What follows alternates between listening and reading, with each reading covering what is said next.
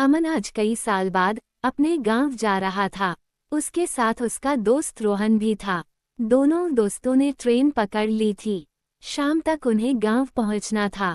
Train में खाना खाकर दोनों बातें करते करते बाहर के नज़ारे देख रहे थे। रोहन ने कहा, भाई मैंने आज तक सिर्फ ट्रेन से ही गांव और खेत देखे हैं। मैं कभी गांव नहीं गया, इसलिए जब तूने अपने साथ चलने के लिए कहा तो मैं बहुत खुश हो गया। ये सुनकर अमन हंसने लगा। वह बोला, ज्यादा खुश मत हो, गांव में तू एक ही दिन में परेशान हो जाएगा। वहां न लाइट ठीक से आती है न इंटरनेट। ये सुनकर रोहन हंसने लगा। दोनों की ट्रेन एक जगह खड़ी हो गई। गाड़ी को खड़ी हुए 2 घंटे बीत गए थे। तभी वहां से टी गुजर रहा था। पूछने पर उसने बताया कि आगे पटरी खराब है, काम चल रहा है। ट्रेन कम से कम 6 घंटे लेट हो जाएगी। ट्रेन में बैठे बैठे ही रात हो गई। दोनों की गाड़ी गांव के पास वाले स्टेशन पर रात को 1 बजे पहुंची। ट्रेन से उतरकर दोनों ने रिक्शा ढूंढने की कोशिश की, लेकिन उन्हें कोई रिक्शा नहीं मिली। दोनों ने पैदल ही गांव जाने का फैसला किया। स्टेशन के बाहर एक चाय वाले की दुकान थी। दोनों उसके पास गए। अमन ने कहा, भैया क्या 2 कम चाय बना दोगे? चाय वाला बोला, हाँ हाँ आप बैठो, मैं अभी बना देता हूँ। दोनों ने चाय पीकर पैसे दिए और चलने लगे। तब चाय वाले ने कहा, भैया इस समय गांव मत जाओ, मेरी बात मानो तो यहीं रुक जाओ। रात में वहां एक नरपिशाच का आतंक रहता है।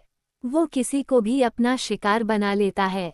ये सुनकर अमन थोड़ा डर जाता है, लेकिन रोहन कहता है, अरे यार मैं शहर में रात को 3 बजे तक घूमता रहता हूँ, कभी कुछ नहीं हुआ। ये तुम लोगों ने डराने के लिए कहानियां बना दी हैं। रोहन नहीं माना और दोनों चाय वाले की बात को अनसुना करके गांव की ओर चल देते हैं। सड़क से रास्ता लंबा था, इसलिए अमन रोहन को एक छोटी पगडंडी से लेकर चल देता है। रास्ता सकरा था, इसलिए अमन आगे और रोहन उसके पीछे चल रहा था। अमन बीच बीच में मुड़कर रोहन को देखता और उससे बातें करते करते आगे बढ़ रहा था। रोहन भी उसकी हाँ में हाँ मिल देता था। कुछ देर बाद अमन को लगा कि रोहन जवाब नहीं दे रहा है। उसने पीछे मुड़कर देखा तो रोहन वहां नहीं था। अमन बड़बड़ाने लगा, हे भगवान ये कहाँ गया? कहीं इधर उधर तो नहीं चला गया? जरूर पेशाब करने रुक गया होगा। वह धीरे धीरे रोहन को आवाज देने लगा, लेकिन उसे कोई उत्तर नहीं मिला। अब वह तेजी से गांव की ओर चल दिया, जिससे कि किसी को मदद के लिए बुला सके।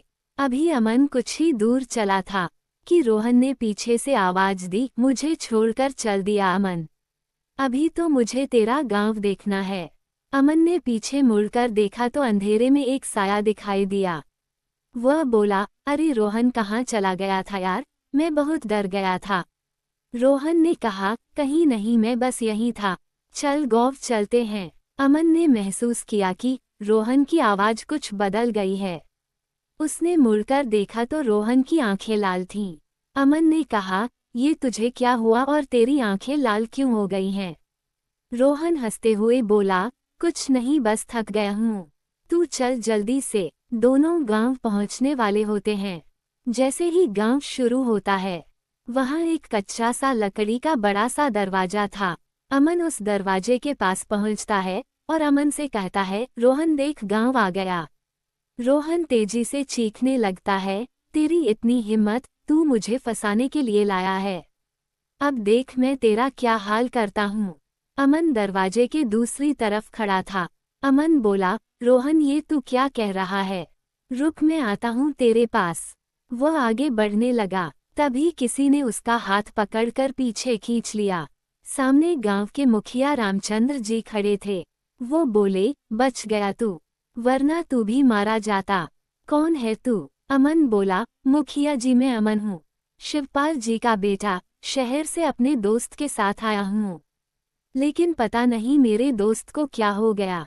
मुखिया जी ने कहना शुरू किया, मर गया तेरा दोस्त, जो सामने है वो एक नरपिशाच है, बस ये समझ तेरे दोस्त ने तेरी जान बचा ली, वरना उसके साथ तू भी मर गया होता। इस दरवाजे को हमने मंत्रों से बांध रखा है, इसलिए यह नरपिशाच इसके अंदर नहीं आ सकता। अमन बोला, लेकिन मुखिया जी वह तो सामने खड़ा है। मुखिया जी ने कहा, सामने नरपिशाच खड़ा है, वो इस दरवाजे से अंदर नहीं आ सकता। तेरे दोस्त को इसने अपना शिकार बना लिया। शुक्र मना जब इसका असर कम था, तब वो तुझे यहाँ तक छोड़ गया। तेरी दोस्ती के कारण उसने नरपिशाच को रोक कर रखा। अमन ने देखा सामने रोहन रो रहा था। वह बोला, जा भाई मुझे माफ कर दे, जो मैं तुझे रात को यहाँ लाया। हम वहीं रुक जाते तो मैं भी बच जाता। तभी उसकी आवाज में नरपिशाच बोला, आज तो इसने तुझे बचा लिया, लेकिन कभी ना कभी तो तुझे मैं मार कर तेरा खून पीऊंगा, जैसे मैंने इसका पी लिया है। तभी रोहन नीचे गिर जाता है। मुखिया जी कहते हैं, चल यहाँ से, सुबह दिन निकलने पर इसकी लाश ले जाएंगे। दोनों गांव में आगे चल देते हैं। अमन अभी भी रो रहा था। मुखिया जी उसके घर पहुंच जाते हैं। दरवाजा खटखटाते हैं। शिवपाल जी बाहर आते हैं। मुखिया जी और अमन को देखकर वे चौंक जाते हैं। मुखिया जी कहते हैं, भाई शिवपाल, तुमने अपने बेटे को नहीं बताया कि रात को इस गांव में आना मना है। इसके दोस्त को नरपिशाच ने मार दिया। ये बच गया अपने दोस्त के कारण। शिवपाल जी ने मुखिया जी को धन्यवाद दिया। फिर उन्होंने अमन को गले लगा लिया। लेकिन अमन गहरी खामोशी में था। उसे गहरा सदमा लगा था। वह अब केवल रो रहा था। मुखिया जी वापस लौट गए। अगले दिन सुबह रोहन की लाश को गांव में लाया गया। फिर उसका अंतिम संस्कार कर दिया गया। अमन अब शहर नहीं जाना चाहता था। वह अब गांव में रहकर ही अपने दोस्त की मौत का बदला लेना चाहता था। अमन बहुत परेशान था कि कैसे वो रोहन की मौत का बदला ले। वह गांव के बड़े बूढ़े लोगों से मिला। उन्होंने बताया कि गांव में एक तांत्रिक आया था। लोगों ने उसे बहुत मान सम्मान दिया।